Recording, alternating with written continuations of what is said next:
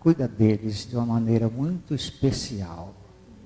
Que o bálsamo do teu Espírito esteja diminuindo as dores e os sofrimentos, mas especialmente que a fé que eles têm em Jesus Cristo seja fortalecida cada vez mais. Através deste culto a Deus, fala-nos em todas as partes, no que cantamos, no que lemos, no que ouvimos, no que oramos, que tu estejas falando ao nosso coração, coração da tua igreja. Nós te pedimos agradecidos, em nome de Jesus. Amém. Podem sentar-se, irmãos. Os louvores continuam agora com os cânticos sob a direção do grupo de louvor. Nós somos a Igreja de Jesus, o povo de Deus reunidos aqui neste lugar. Nós comentávamos antes de subirmos que o povo estava assim meio agitado, mas isso é alegria, né? Alegria da comunhão, alegria de encontrar com o nosso irmão, que muitas vezes durante a semana a gente não consegue encontrar.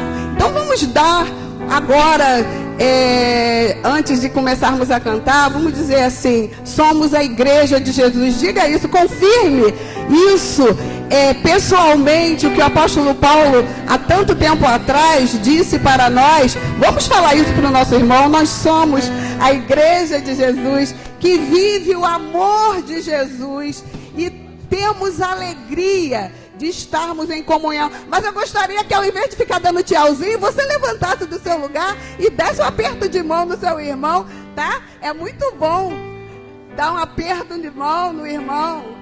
Eu dou tchauzinho às vezes, é porque eu não posso descer. Vamos cantando fazer isso.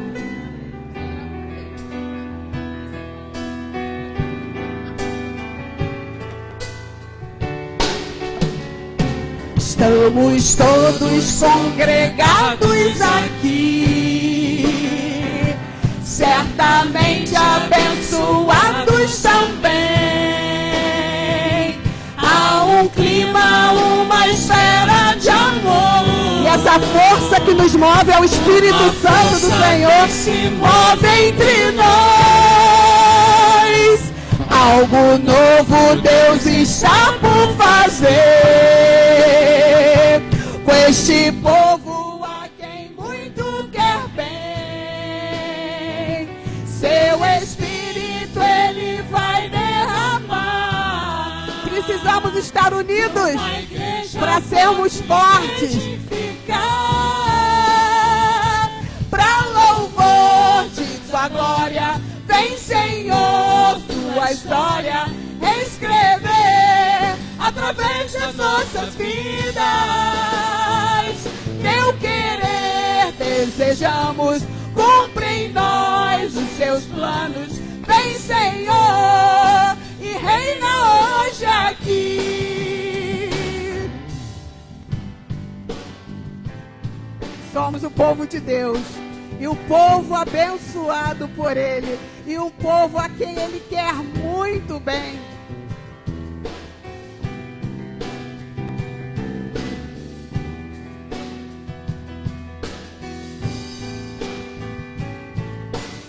Estamos todos congregados, estamos todos congregados aqui, certamente abençoados também.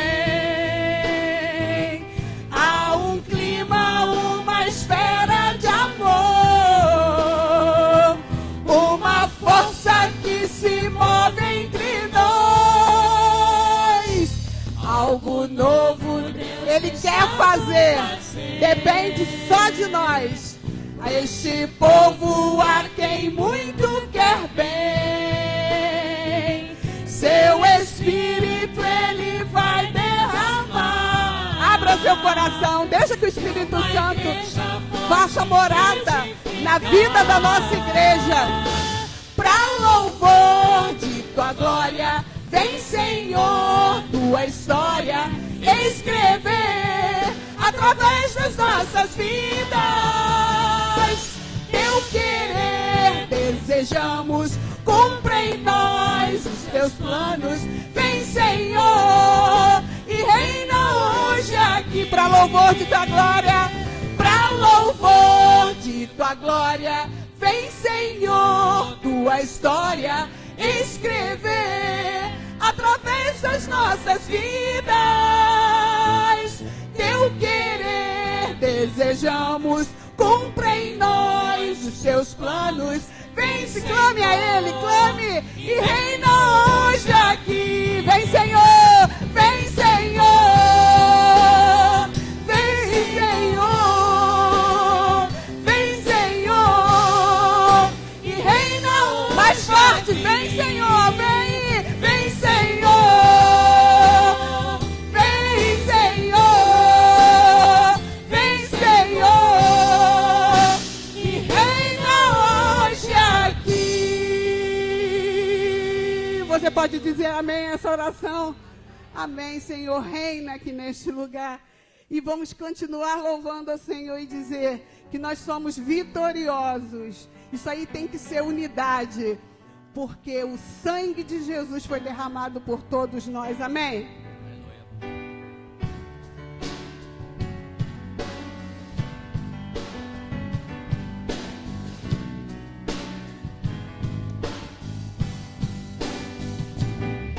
Quando Deus escolhe alguém, Ele mesmo faz tudo que determinou o seu coração. Capacita os chamados, fortalece os seus braços, pois a obra é dele e não falha. Nada que fazemos aqui é nosso, é do Senhor. Quando Deus escolhe alguém, bom é obedecer, custe o que custar, é sempre o melhor.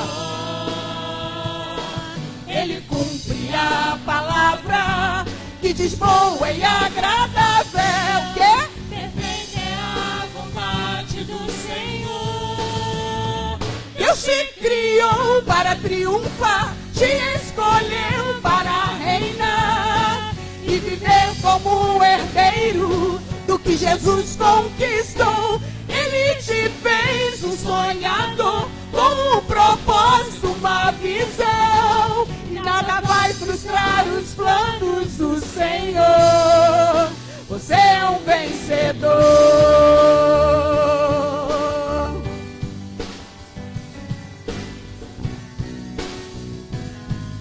Quando Deus escolhe alguém, quando Deus escolhe alguém, Ele mesmo faz tudo que determinou em seu coração. Capacita os chamados, fortalece os seus braços, pois a obra é dele e não falhará. Tenha convicção disso. Quando Deus escolhe alguém, Vão obedecer. obedeçam ao Senhor. Custe o que custar, é sempre O melhor. Ele cumpre a palavra que diz boa e agradável. Perfeita é a vontade do Senhor. Deus te criou para triunfar, te escolheu para reinar e viver como um herdeiro do que Jesus conquistou. Ele te fez um sonhador com um propósito, uma visão, e nada vai frustrar os planos do Senhor. Deus te criou. Você é um vencedor. Deus te criou. Deus te criou para triunfar, te escolheu Para reinar e viver como um herdeiro do que Jesus conquistou. Ele te fez um sonhador com um propósito, uma visão, e nada vai frustrar os planos do Senhor. Diga isso pro seu irmão. Você é um vencedor. Você é um vencedor. Você é um vencedor. Você é um vencedor em nome de Jesus. Você é um vencedor, meu irmão. Você é um vencedor. Você é um vencedor. Amém. Que Deus, com teu infinito amor, esteja preenchendo todos os espaços vazios que existem no nosso coração e que Ele continue falando através de tudo que ainda vai acontecer neste culto. Amém. Podemos assentar.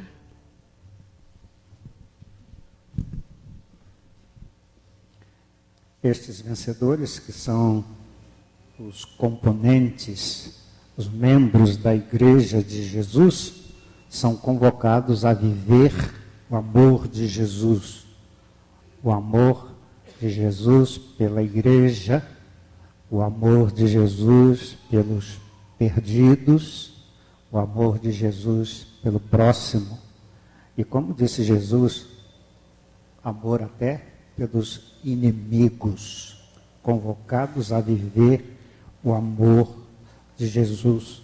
Mas nós não podemos viver, não somos capazes de viver este amor se Deus não fizer uma obra em nós. Por isso o salmista orava: cria em mim, ó Deus, um coração puro e renova em mim um espírito reto. Salmos 51, 10. Digam comigo esta frase, esta oração do salmista. Cria em mim, ó Deus, um coração puro e renova em mim um espírito reto. Salmo 51, 10. Que esta seja realmente uma oração de cada filho de Deus, de cada discípulo de Jesus Cristo, para que o nosso coração seja puro e o nosso espírito seja reto diante de Deus. Eu quero, neste momento, lembrar de algumas atividades desses próximos dias. A Comissão de Finanças se reúne na terça-feira. Na terça-feira também o culto na casa de Hermílio. Na quarta-feira, o nosso culto de oração. Na sexta-feira, culto na casa da irmã Josefina Cavalcante. E no sábado, repensar de manhã. E à noite, aqui no nosso templo, o intercâmbio da Associação Batista Mesquitense com a Associação Batista Belforrochense. É uma abertura do 15º aniversário de organização da ABAMES, da Associação Mesquitense. O pregador será o pastor lá de Belfor Roxo, creio que o executivo da Associação Belfor Roxense, pastor Ronaldo, né? Então, vamos convidando os irmãos para participarem das duas coisas, né? Repensar, que é o trabalho sobre escola dominical, que o pastor Walter Júnior vai falar, e o intercâmbio à noite com a Associação Belfor Roxense. Nós passamos a dedicação dos dízimos e ofertas. Momento quando a igreja vem à frente, pondo aqui, nessas nossas caixas de ofertas, que não é altar. Nós não temos um altar aqui na frente, mas nós pomos diante de Deus, perante Deus, a nossa contribuição, ajudando na obra do Senhor, mas mostrando também a nossa gratidão pelo que Ele tem feito por nós, pelo que Ele tem nos dado. Então, enquanto ouvimos a música ser tocada, tragamos as nossas ofertas.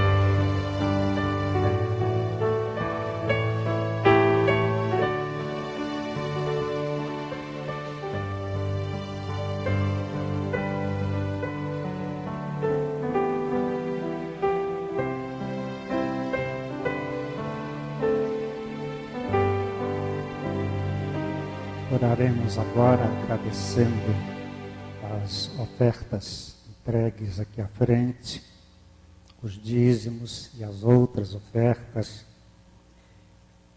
E oraremos também em favor de nossos irmãos que estão enfermos. Nós lembramos sempre o irmão Osias, irmão Mendes, José Mendes, ao pedido pela irmã Estrodema, que é a mãe da irmã Miriam e do irmão Misiel, e pelo filho da irmã Eliette, filho menor, e outros motivos de oração pelos quais nós devemos, os quais nós devemos lembrar para orar nesta ocasião. Eu vou convidar o diácono Walter para vir aqui à frente e nos dirigir na oração deste momento. Depois cantaremos o hino mais puro, Quero Ser.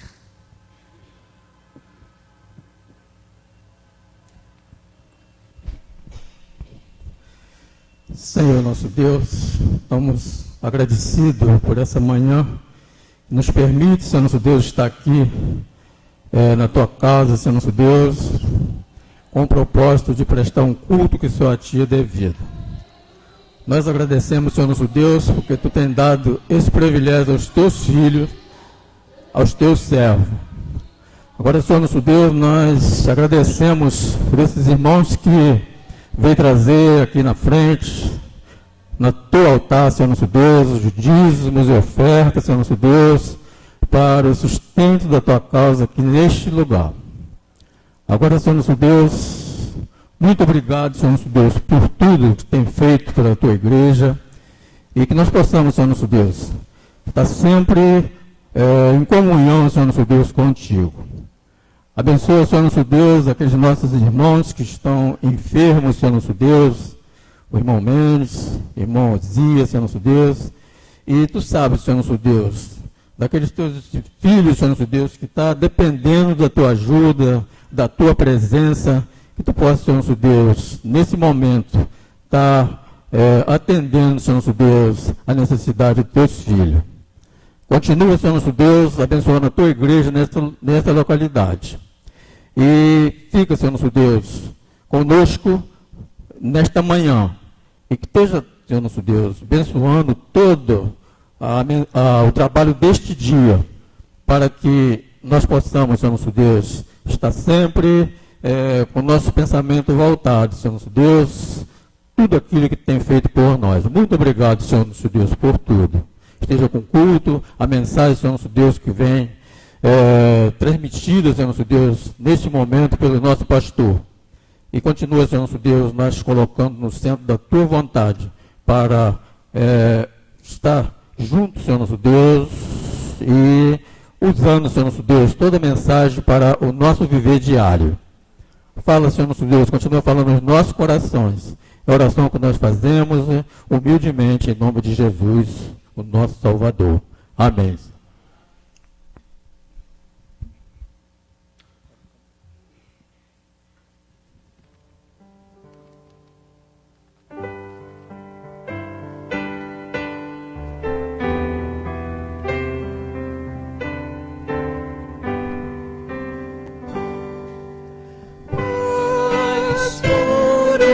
Quero ser, ó meu Senhor.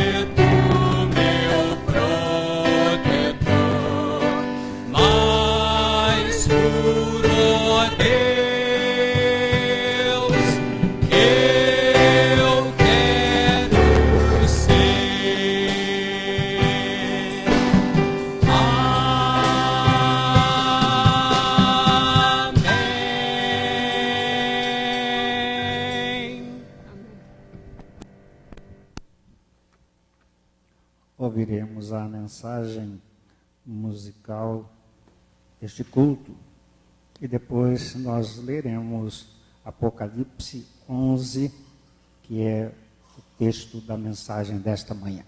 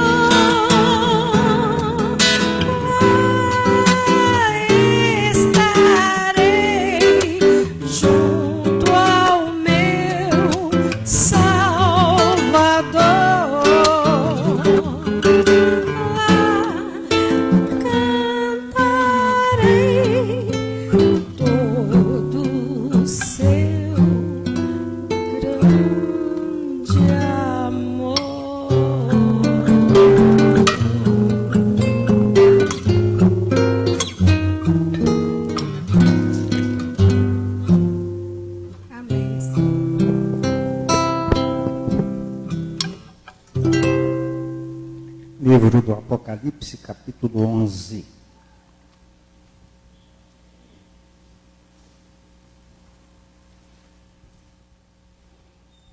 Eu estou pregando em Apocalipse desde o início do ano, desde janeiro. E agora que estamos chegando à metade do livro, Não sei se a gente vai conseguir terminar. Eu vou ler, os irmãos podem acompanhar, capítulo 11, até o verso 13. Aqui na minha Bíblia, este trecho tem o título As Duas Testemunhas.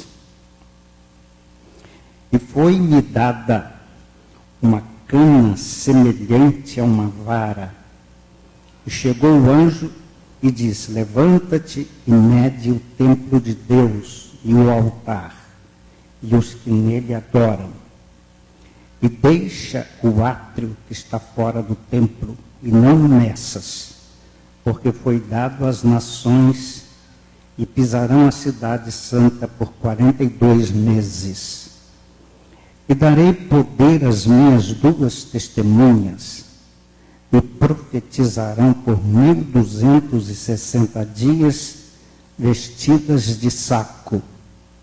Estas são as duas oliveiras e os dois castiçais que estão diante do Deus da terra.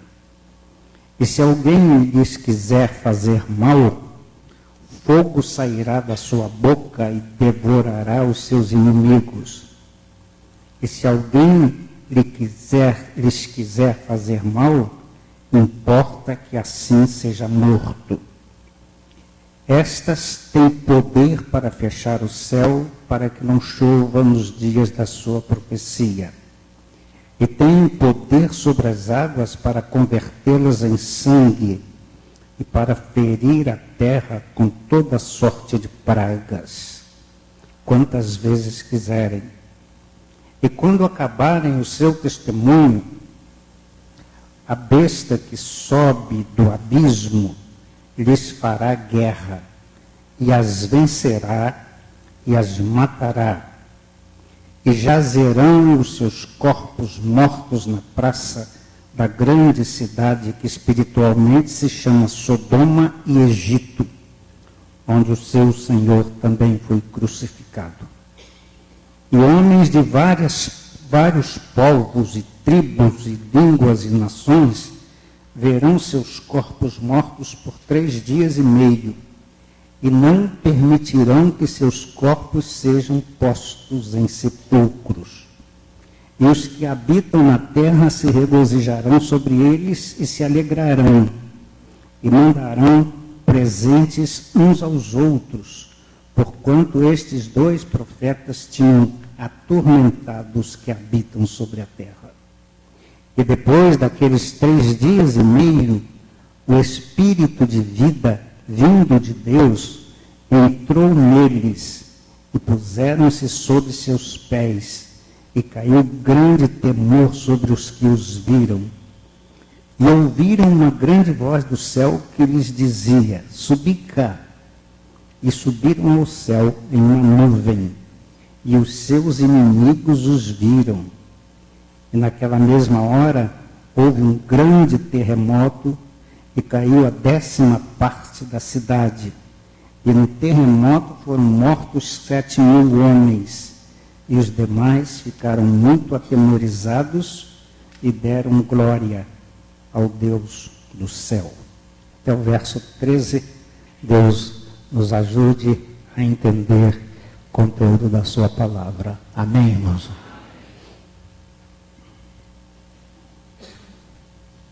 Nós estamos no interlúdio entre a 6ª e a 7ª trombeta. Depois desta passagem de agora, de hoje, que a 7ª trombeta vai tocar. Então, os capítulos 10 e 11 são um interlúdio entre o tocar das trombetas. Algumas observações que eu preciso fazer.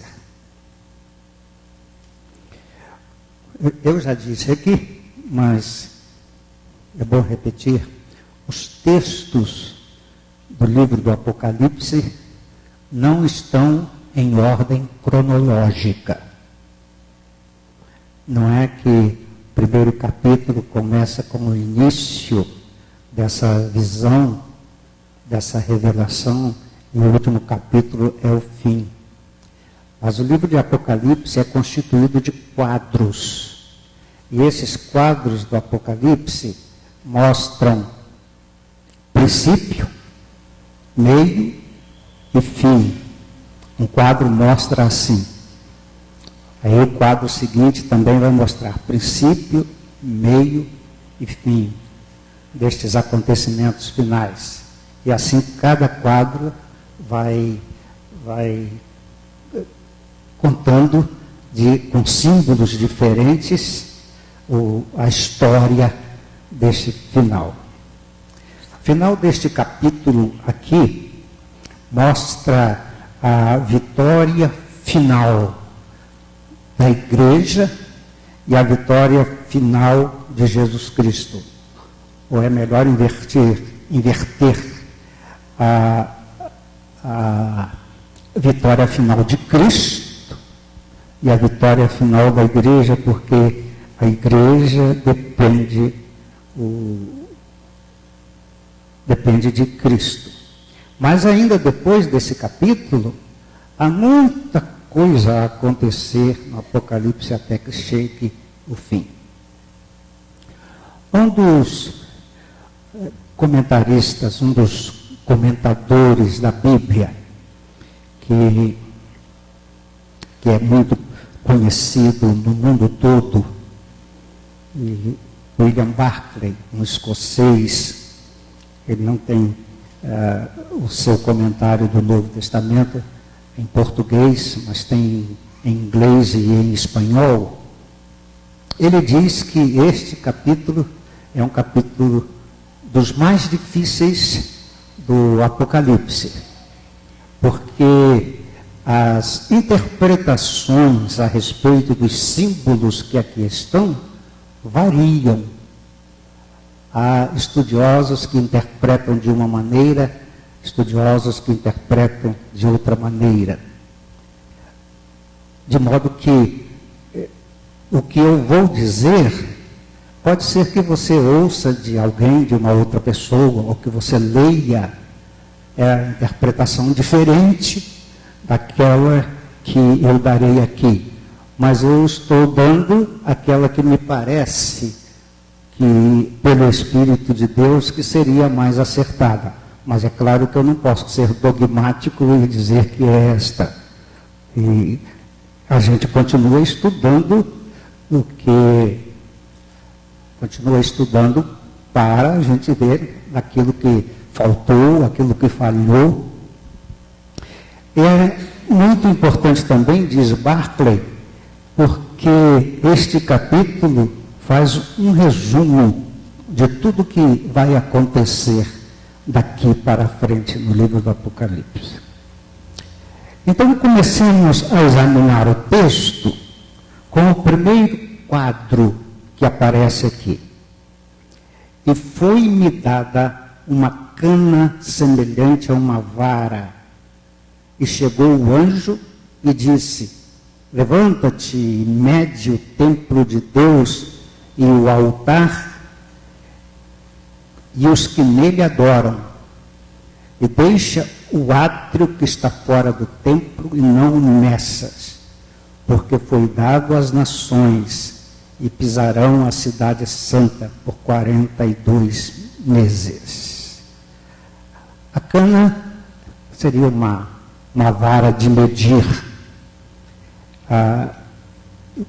uma espécie de junco, de bambu, que crescia nas margens do rio, crescia dentro dos rios, e que as pessoas usavam como um instrumento para medição.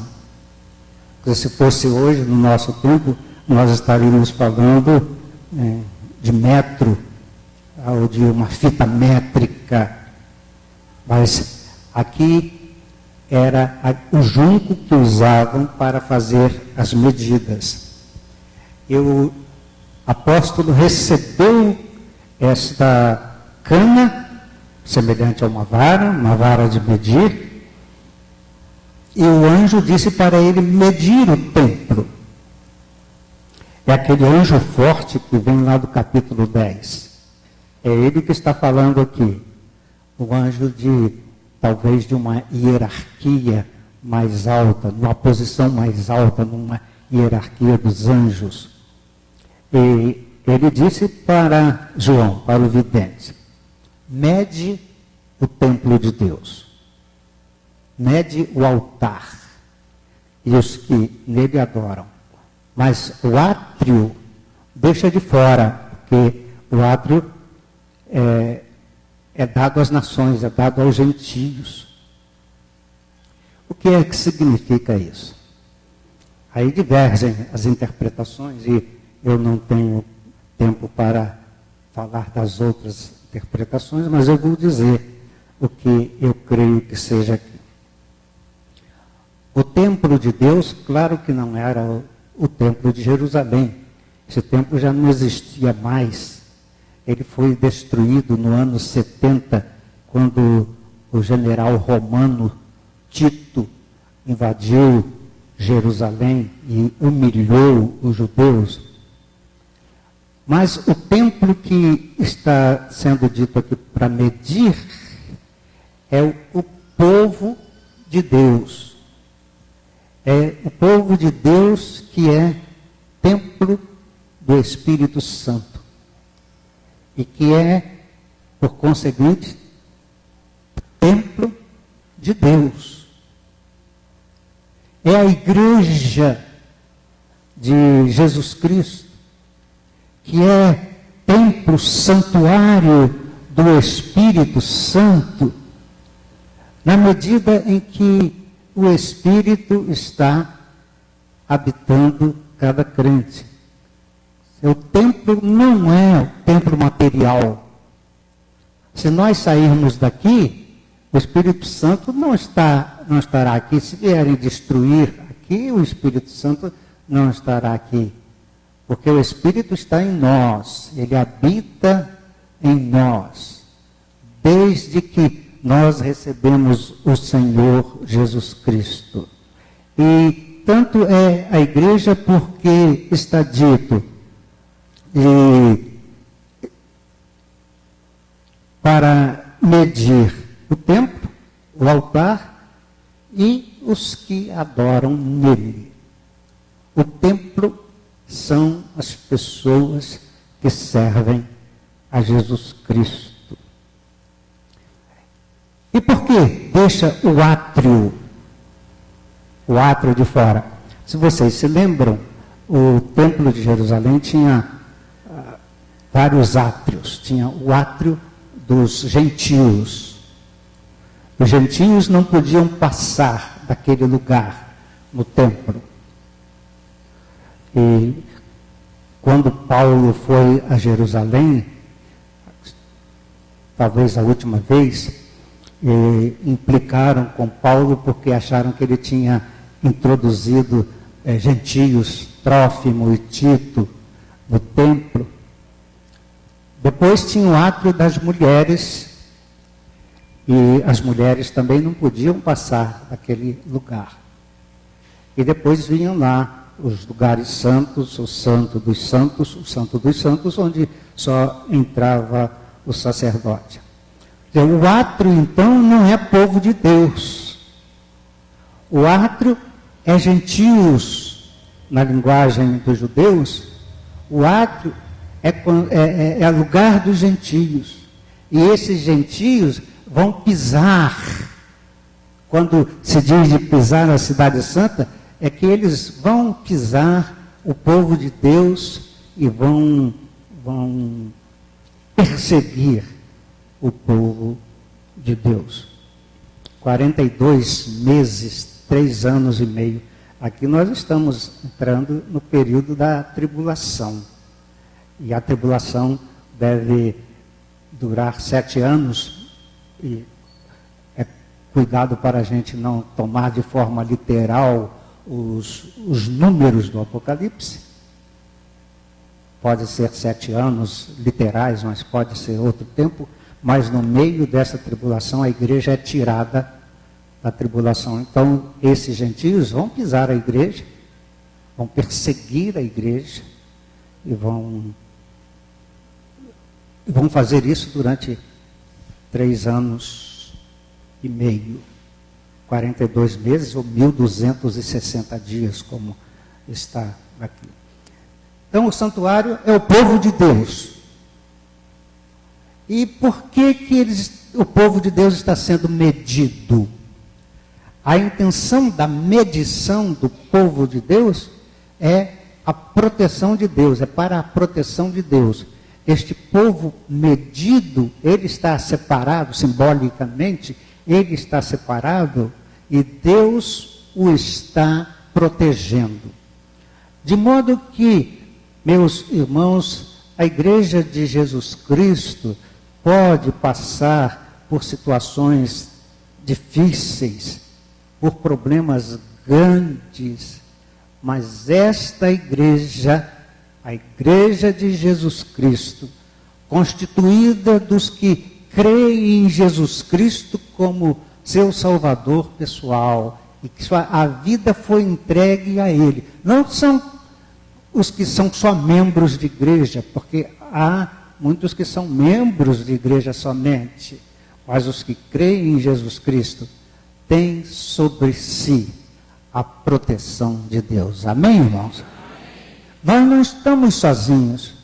Parece que nós vivemos encolhidos no meio desse povo, né? Que há uma grande maioria aí que não quer saber de Deus e que não quer saber de Jesus. Mas nós estamos protegidos. A intenção da medição era para proteger este povo. Depois vem o segundo quadro, e o segundo quadro são as testemunhas. Darei poder às minhas 2 testemunhas, e profetizarão por 1.260 dias, vestidas de saco. Estas são as 2 oliveiras e os 2 castiçais que estão diante do Deus da terra. E se alguém lhes quiser fazer mal, fogo sairá da sua boca e devorará os seus inimigos. E se alguém lhes quiser fazer mal, importa que assim seja morto. Estas, as testemunhas, têm poder para fechar o céu, para que não chova nos dias da sua profecia, e têm poder sobre as águas para convertê-las em sangue, e para ferir a terra com toda sorte de pragas quantas vezes quiserem. E aí, quem são essas 2 testemunhas? E porque elas têm todo esse poder? Porque Deus dá esse todo poder. Aí as interpretações divergem. Há pessoas que acham que aqui essas 2 testemunhas seriam Moisés e Elias, que teriam voltado à terra. Há nelas algumas características. Quem orou para não chover foi Elias. Quem teve poder sobre as águas para transformá-las em sangue foi Moisés. Mas eu creio que este quadro não está falando de pessoas individualmente, que 2 testemunhas seriam 2 homens que estariam testemunhando. Eu creio que este quadro está falando novamente da igreja. As 2 testemunhas representam a igreja de Jesus. E vejam por quê. 2 testemunhas é para se cumprir aquilo que está lá no Antigo Testamento, que um testemunho tinha que ter a corroboração de outro, tinha que ter a confirmação de outro. Nada era aceito com uma testemunha só, mas precisava haver 2 testemunhas. Por isso, ele está chamando a igreja de 2 testemunhas. Esta igreja profetizará, verso 3, profetizará por 1.260 dias, vestidas de saco. A profecia aqui, o profetizar aqui, é o anunciar a palavra de Deus, é mostrar a palavra de Deus, e aí sim profetizar no sentido comum, de que aqueles que rejeitam a palavra de Deus vão enfrentar o juízo de Deus. Elas profetizam, elas estão vestidas de saco, isto é, a igreja está quebrantada diante de Deus. E meus prezados irmãos, o que a igreja de Jesus Cristo precisa nestes dias é de quebrantamento.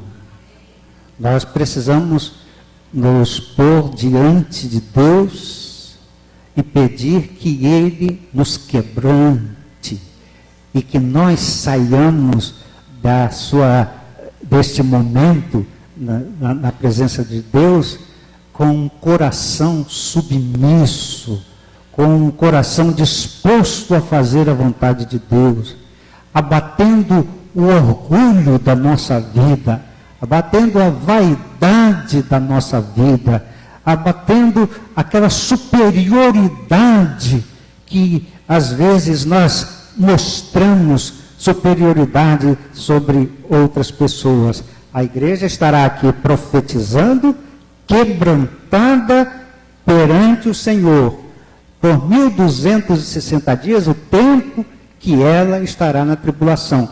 De modo que a igreja é perseguida, a igreja é atribulada, a igreja sofre, mas a igreja continua, permanece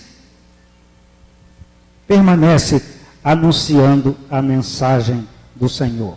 O verso 4 diz que estas duas testemunhas são as duas oliveiras e os dois castiçais que estão diante de Deus da terra, diante do Deus da terra. Os castiçais, sem problema, né? Porque desde o início o Apocalipse fala dos candeeiros, dos castiçais, como sendo a igreja, que os castiçais estão seguros nas mãos do Senhor, nas mãos de Jesus. E as oliveiras eram um símbolo de Israel. Há duas árvores que são tomadas como um símbolo de Israel. A oliveira, porque era uma das fontes da economia de Israel, por causa do azeite, da azeitona que dava o azeite, e a figueira, que é outra figura de Israel. Mas aqui, Israel que não aceitou Jesus Cristo, está com os gentios no átrio, não está com o povo de Deus. A oliveira passa a ser símbolo da igreja de Jesus Cristo. Então, quando o anjo está dizendo isso, que são duas oliveiras, que são dois candeeiros, está confirmando que são a igreja do Deus da terra. Depois, os versos 5 e 6 falam de um poder que a igreja tem. Se alguém se voltar contra a igreja, ela terá o poder de assoprar fogo da sua boca e de devorar os seus inimigos. Se alguém lhe quiser fazer mal, seja morto. Pode fechar o céu para que não chova e poder sobre as águas para se transformar em sangue. Claro que isso não é uma coisa literal. Não é que nós, como os crentes, vamos soprar fogo em cima dos outros. Às vezes, bem que dá vontade, né? A gente soprar uns fogos aí, um fogo em cima de uns ímpios que ficam atazanando a gente. Mas não é literalmente. É que a igreja, protegida pelo Senhor, terá poder poder para fazer modificações e transformar, e aqueles que se voltam contra a igreja vão receber o castigo que vem de Deus pelo poder, pela súplica, pela intercessão da sua igreja. Então, as duas testemunhas são a igreja de Jesus Cristo com poder para vencer este período, para vencer esses tempos da tribulação, e uma igreja quebrantada perante o Senhor. Talvez a igreja diminua muito, porque vai se ver que dentre os muitos, e se diz que no Brasil nós temos 40 milhões de evangélicos, e se passarmos isso num filtro, vai sobrar muita gente. Muita gente não vai ser coada através da peneira. A igreja poderá ser menor, sem dúvida será menor, mas será uma igreja de poder diante de Deus.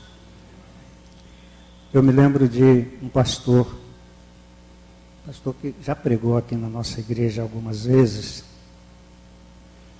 e ele dizia assim: meu pai era um pai de santo.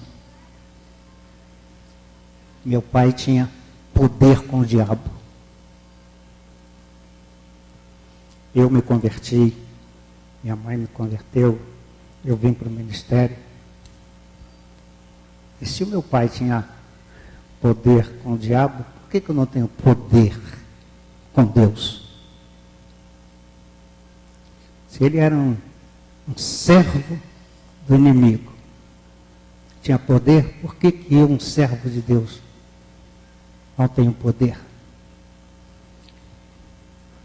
Uma resposta pode ter várias outras, mas uma resposta é que está faltando quebrantamento na igreja, está faltando plenitude do Espírito Santo na igreja, está faltando que os crentes abram a sua vida, o seu coração, para que o Espírito Santo ocupe toda a sua vida. Por causa dos pentecostais, a gente tem evitado de tratar deste assunto do Espírito Santo, mas o Espírito Santo não é dos pentecostais somente. O Espírito Santo é dos crentes em Jesus Cristo. Foi Jesus que prometeu para os seus o Espírito Santo. E nós o temos quando nos convertemos, porque diz a Bíblia que Deus não dá o seu Espírito por medida. Ele dá completamente. O Pai, o Filho e o Espírito habitam em nós. Mas está faltando que a gente deixe o Espírito habitar em nós. Uma vez, Moody ia pregar, foi convidado a pregar na Europa. Moody era americano, convidado a pregar na Europa. Então, algumas pessoas disseram: por que todas as vezes que se procura um evangelista, tem que se convidar Moody? Moody tem monopólio do Espírito? Ele é o dono do Espírito? Mas alguém respondeu: não, ele não tem monopólio do Espírito, ele não é dono do Espírito. Mas o Espírito Santo é dono de Moody. O Espírito Santo tem um monopólio de Moody. Ele está dirigido pelo Espírito Santo. E o poder de que a igreja precisa, não para que a igreja se envaideça e faça uma divulgação para glorificar o nome da igreja, mas o poder de que a igreja precisa para as necessidades do dia a dia, para enfrentar os poderes malignos, a igreja só recebe quando o Espírito Santo de Deus ocupa a nossa vida, ocupa cada parte da nossa vida. Por isso que a igreja terá este poder nesta ocasião. Mas, quando acabar o testemunho, verso 7, a besta que sobe do abismo lhes fará guerra, e as vencerá e as matará. Parece o anticristo.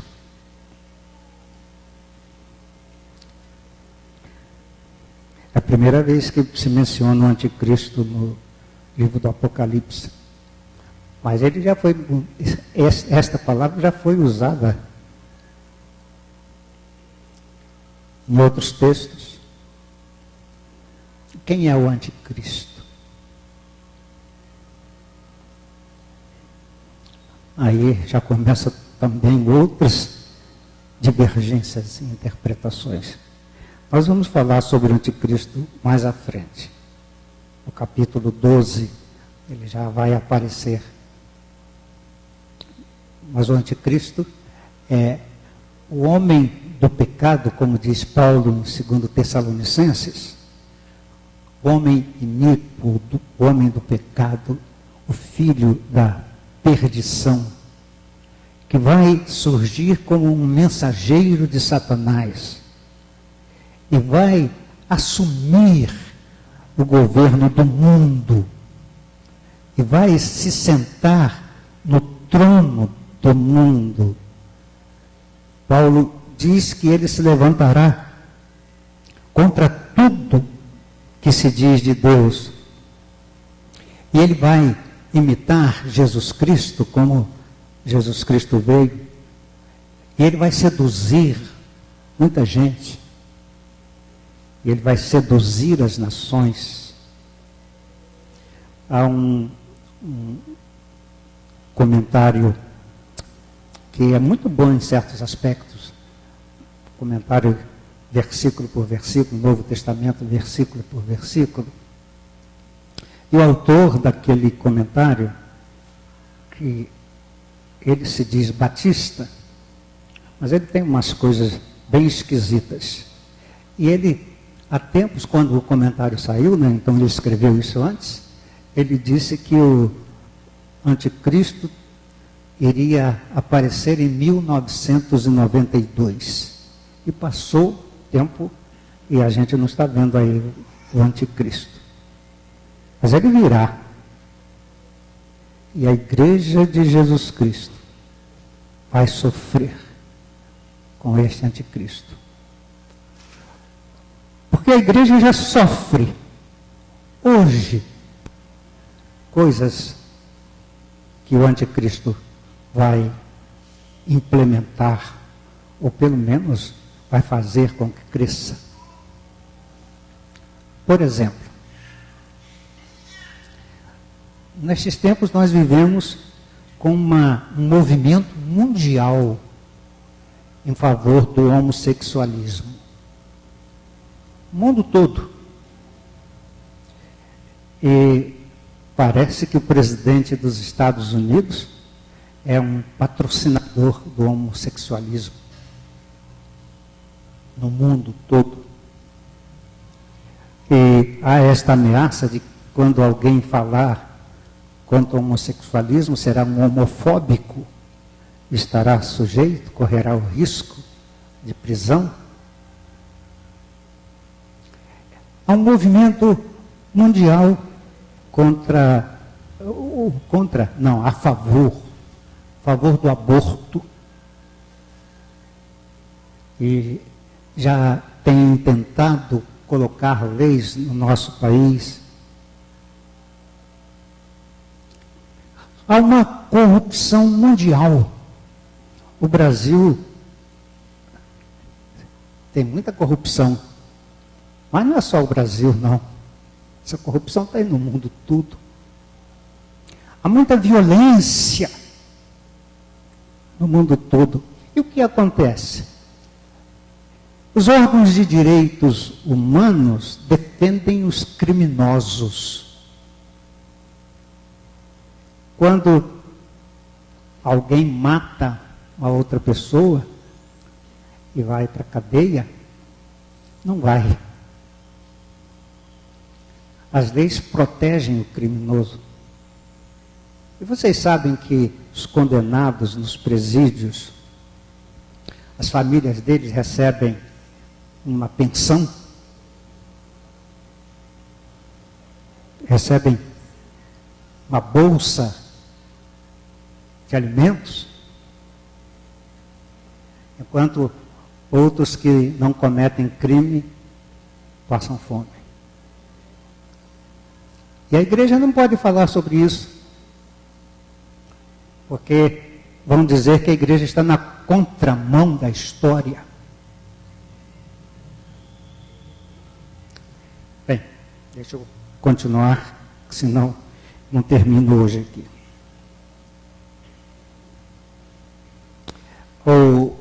A besta vai fazer guerra contra a igreja e vai matar.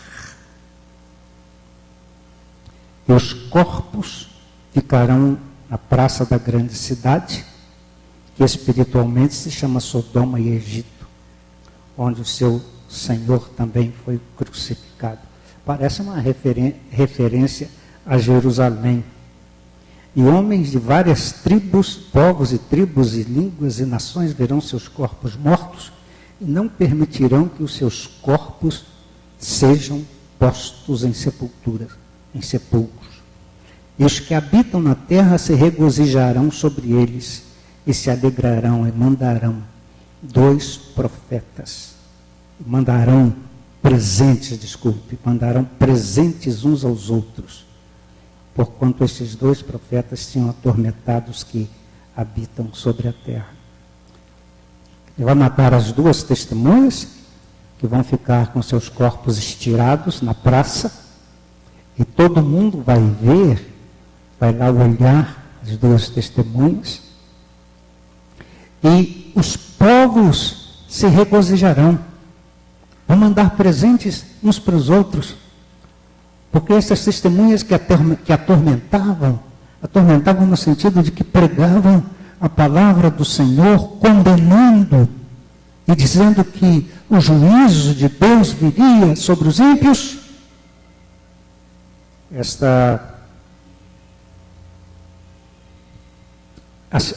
as pessoas, os povos, vão se presentear.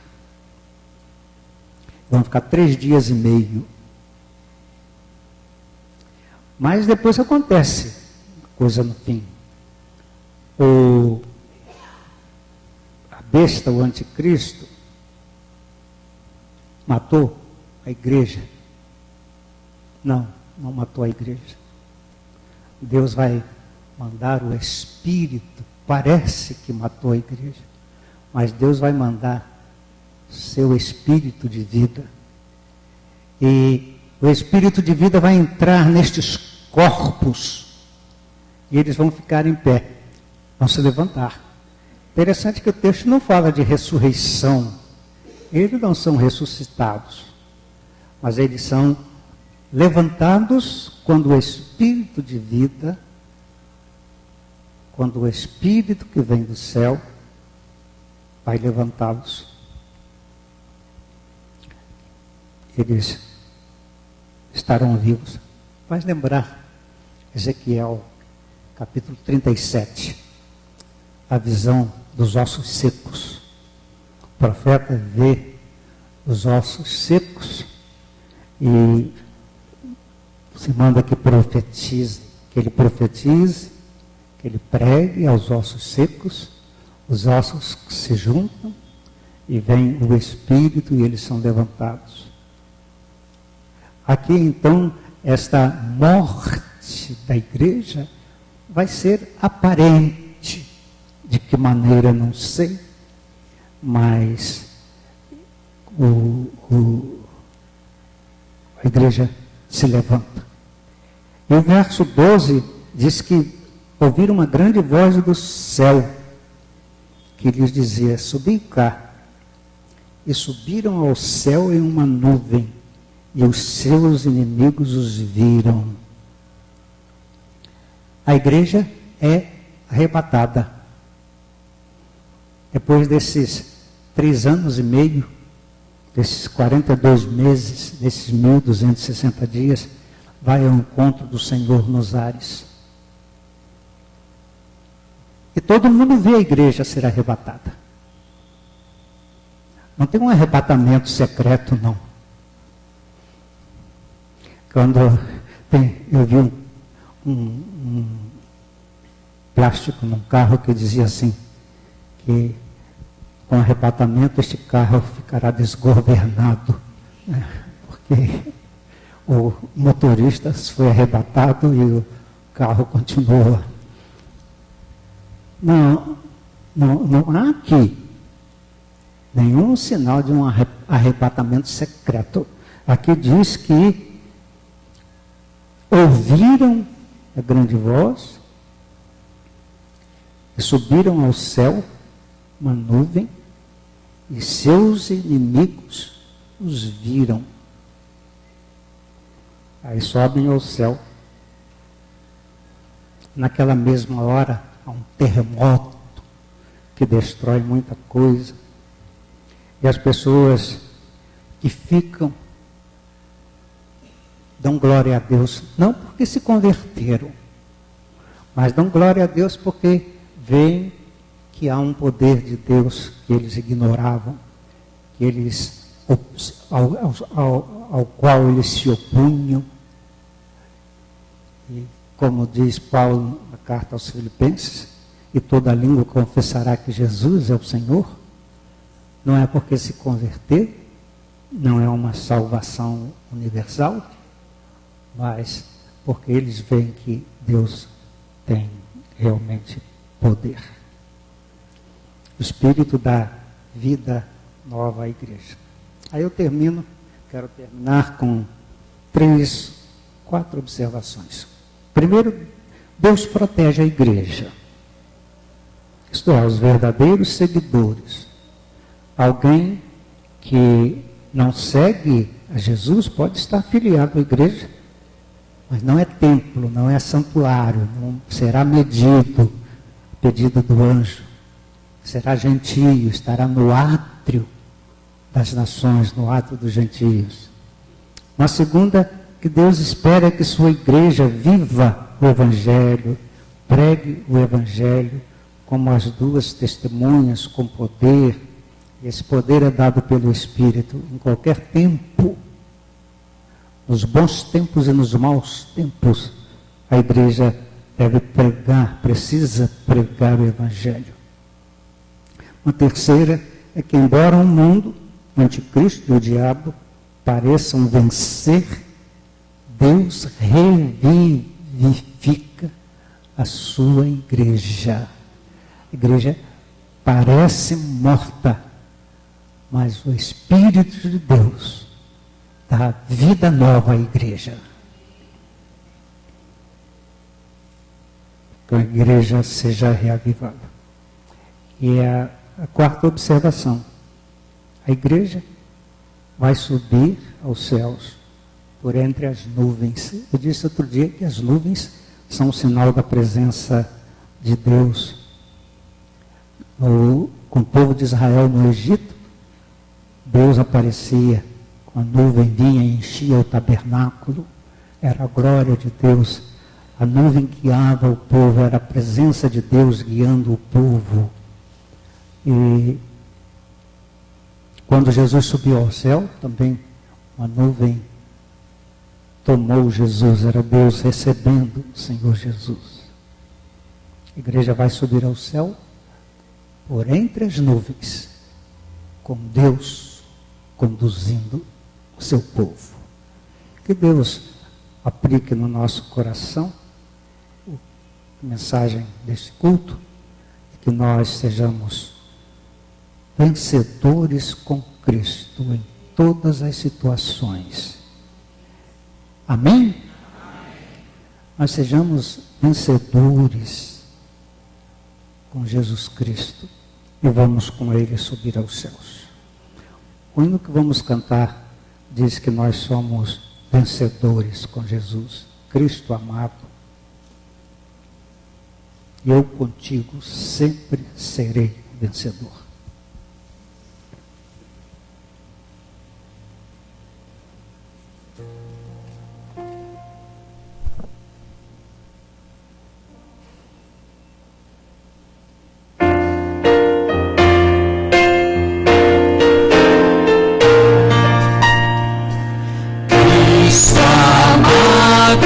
Sempre na força do mal, o meu mestre sempre serás protetor.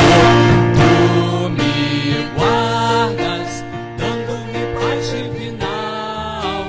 Eu contigo sempre serei vencedor. Cristo, mestre, sei que contigo sou vencedor. Dá-me graça, dá-me do teu poder redentor. Que alegria tenho no meu Salvador. Tenho graça, vida e amor paternal.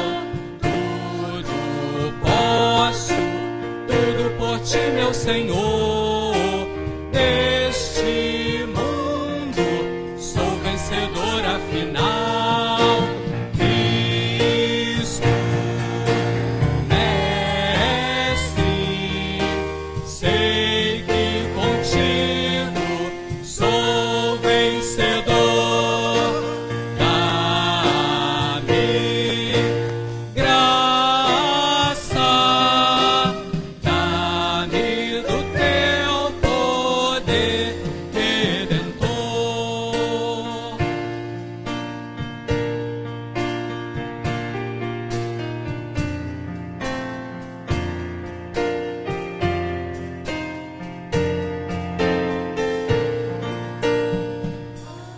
Oh, que bênção ter a certeza do bem, ter na vida paz e perdão do Senhor. Viva alegre, busco essa pátria de além, onde reina Cristo Jesus, Rei de amor. Cristo, mestre, sei que contigo sou vencedor. Dá-me graça, dá-me do teu poder redentor. Vamos ouvir o postúdio do culto e oremos silenciosamente, agradecendo a Deus porque nós estamos sendo medidos por Deus para sermos protegidos por Ele, para que alcancemos a vitória final. Amém. Amém.